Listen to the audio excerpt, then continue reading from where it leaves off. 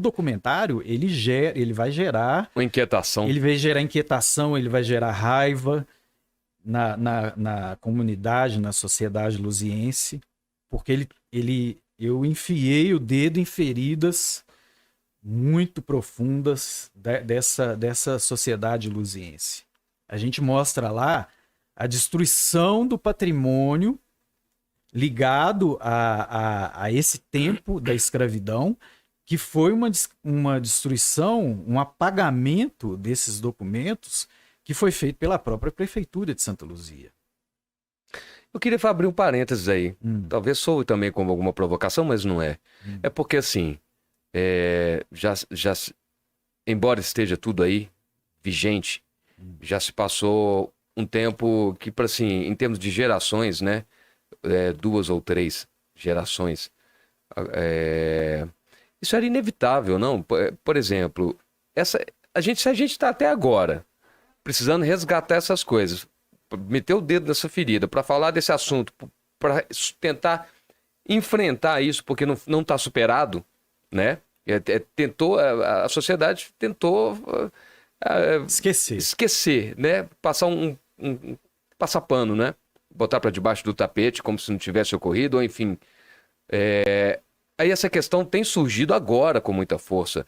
Não, é claro que isso, para nós, para a população em geral, porque a resistência, né, negra já é de sempre, né? Então, sempre houve, sempre tiveram engajados nisso aí. Mas, assim, é um assunto que muita gente, até hoje, ainda não aceita que é assim, né? O Brasil foi tido durante muito tempo como um país onde a diversidade florescia, onde os povos conviviam em harmonia, não era assim? Nos anos 70. Assim, pelo menos era a imagem que era vendida, o mundo acreditou nisso. Sim. E a gente está vendo agora enfim, as coisas estão ficando calorosas. Sim. E a gente está sendo quase que obrigado a enfrentar esse problema de frente aí. Então, assim, mas se isso até agora a gente está tentando fazer isso, não tinha essa consciência antes de preservação. Então, assim, se não tinha essa consciência, agora a gente está tentando fazer isso, forçar as instituições públicas como é que eu diria, a ter essa responsabilidade, né, de não apagar, de preservar. Mas não tinha isso antes, quer dizer, as pessoas também, não dá, pelo menos eu fico pensando assim, não dá para você esperar das pessoas que isso não era motivo de orgulho, certo? Por exemplo, tipo, manter um pelourinho na sua fazenda. Eu acredito, por exemplo, se eu tivesse vindo de uma geração pós-escravatura com a consciência que eu tenho, né? Eu fico pensando assim, se eu tivesse nascido branco nessa época, sabe que eu seria uma porra de um escravagista? Será que eu teria a consciência que eu tenho hoje? Mas vamos supor que nascendo depois e tendo consciência disso, eu não ia querer manter, por exemplo, numa eventual propriedade, esse tipo de coisa, saca? Então, assim, para aquelas que resistiram, e eu acho bastante difícil, né? Porque já se passaram mais de 100 anos, 130, quase 140 anos, quer dizer, 2, 3 gerações. Não é, assim, é natural que essas... Olha, eu acho natural que na zona rural, nas fazendas, a vida seguiu e muita gente deve ter tido vergonha disso. Lógico que tiveram vergonha, e isso foi sendo esquecido. Tudo bem, ok. Mas a gente tem aqui no centro histórico da cidade apagamentos que foram feitos pela Prefeitura de Santa Luzia. Recente. Pois é. Estou falando dos anos 80 eu acho que é isso cá. que a gente tem que diferenciar. Eu acho que não tem que diferenciar nada, cara. Porque se apagou, quando você apaga, cara, isso é muito complexo. Muito complexo. É muito complexo. Mas apagar não está certo. Não, principalmente se partir da instituição. Mas assim, era natural pela a sequência do que veio depois, enfim. Era vergonhoso o que acontecia. Então, eu imagino que toda família, que assim que viesse uma geração com um pouco mais de consciência em relação à anterior, quisesse esquecer logo. Eu imagino que isso tenha sido natural durante os primeiros anos Sim, pós. lá pro Hoje início do você. século XX, sim. Então, assim, por exemplo, hoje você encontrar, vamos supor, você faz uma escavação aí, encontra uma senzala, algo do tipo, que estava ali escondido, que ninguém sabia. Aí você apagar isso hoje em dia, com a consciência que a gente tem, eu concordo que seria. Mas, assim, esse apagamento individual, assim, Ah, não, né, nas tudo bem, famílias. tudo bem. Por exemplo, tem uma entrevistada lá do documentário que ela fala do Solar Teixeira da Costa, Sim. depois, queria que você falasse disso também depois.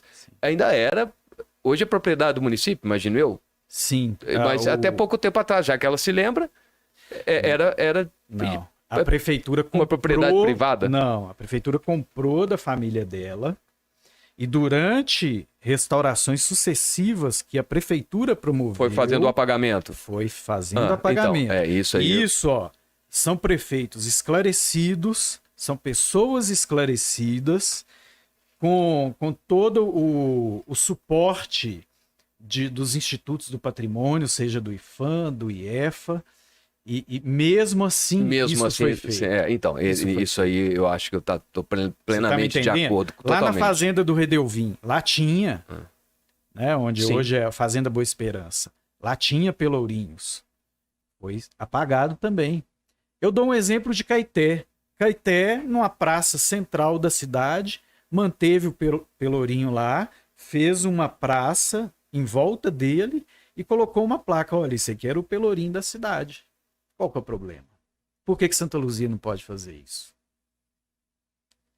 Essa história, isso é o nosso passado, cara. A gente não pode apagar o passado. O passado não pode ser apagado. Porque essa luta ainda é presente. Não, Quando você normaliza... plenamente de acordo. Quando você normaliza... Mas é porque em algum isso, momento ficou parecendo também que... que é implicância? Não é implicância. É como se muitas famílias que assim, não quiseram eventualmente conviver com aquelas lembranças e eventualmente tinham até vergonha de tudo que tinha acontecido, não quisesse manter essas vivas, essas impressões, né? Sim. Essa infraestrutura, né, deixada pela escravidão, né? É disso que eu estou falando, assim, uma vez Sim, que... mas os depoimentos que eu trago no documentário são depoimentos ligados ao patrimônio público, não de famílias. Pode olhar que eu estou falando de patrimônio público luziense. O único caso que não é lá da casa do ex-barão de Catas Altas, lá perto da igreja do Bonfim, em que a própria moradora, ela com bastante gentileza, ela resolveu falar sobre isso, tocou no assunto, e esse foi o único caso. Os demais foram casos em que a prefeitura de Santa Luzia pagou. Mas eu não estou falando só desse apagamento arqueológico. Eu estou falando de uma coisa mais ampla. Para você ser um pesquisador em Santa Luzia, cara, é a coisa mais deprimente que existe, porque você chega em todas as instâncias e não encontra documentos sobre a cidade. Alguém pegou os documentos de Santa Luzia e tacou tudo no armário na sua casa, só pode ser isso, ou botou fogo em tudo, porque você não encontra documentos históricos sobre a nossa cidade. Você vai lá no Arquivo Público Mineiro, tem documentos de Roças Novas, de Taquaraçu, lista de eleitores de Roças Novas. Quase como se fosse deliberado isso. Deliberado. Pessoas que quisessem realmente apagar essa história. Sim, isso porque famílias luzienses estiveram nesses órgãos durante muitos anos e tiveram total acesso a esses documentos. Eu não estou acusando ninguém aqui. Mas isso é um fato. O fato de não existir nada. Não existir nada. Na prefeitura não existe nada, cara. A gente tem um museu aí na cidade que está fechado há uma década.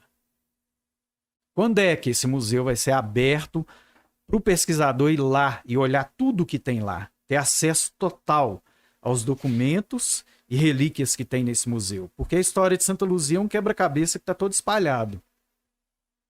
Então o pesquisador precisa ir lá e juntar essas peças. Mas não. Tem 10 anos que eu não tenho acesso e que os outros historiadores e antropólogos, arqueólogos que sejam, não têm acesso a esses documentos. A gente precisa conhecer, entender, aceitar para se retratar? Sim. Se o presidente de Portugal hoje teve essa humildade de assumir que Portugal errou, por que a sociedade luziense não pode assumir que perpetrou essas barbaridades no passado? É simples, cara. A gente pode assumir, olha, o meu bisavô, ele fez isso, isso e isso. Beleza. Mas com tanta gente que acha que ainda não é para tanto, que tem coragem de chamar de mimimi essa questão racial. Lógico, porque tá numa posição de conforto. Quem quer perder o seu conforto? Quem quer perder o seu conforto? Essas pessoas aí detestam os historiadores. No final das contas se trata muito disso, né? De manter os privilégios. Sim. No final das contas se trata muito disso, né? De manter os privilégios. Sim.